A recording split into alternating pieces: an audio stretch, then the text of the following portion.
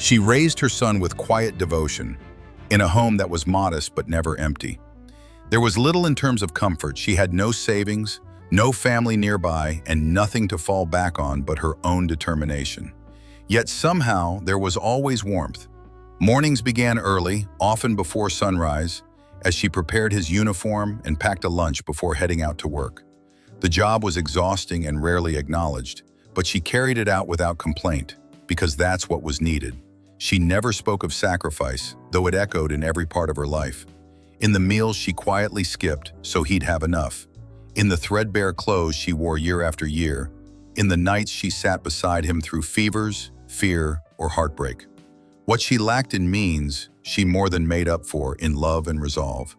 He was a bright boy, always curious, always observing, and she reminded him often that he was meant for more than the life they knew. When the university acceptance came, she wept, not from sadness, but because her belief in him had been right all along. To help him go, she sold the only thing of worth she owned, a simple gold ring, passed down from her mother, and sent him off with a single suitcase and every good wish she had. He left with affection and promises. For a while, he kept them.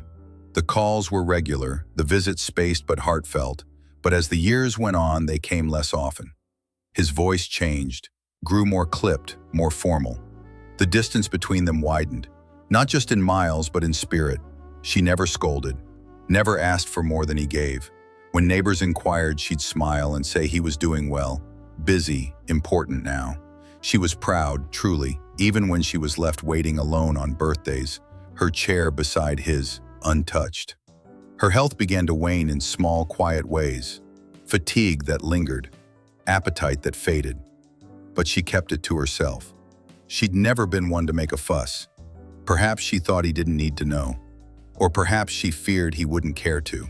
Then, one morning, the curtains remained drawn.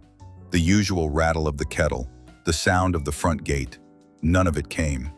By the time he returned, the house had already begun to feel like memory.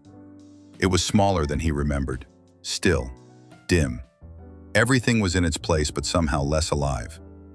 In her bedroom, under the bed, he found a box, filled with pieces of a story only she had kept whole. His drawings, his letters, photographs, and tucked inside, folded with care, were pages of her handwriting.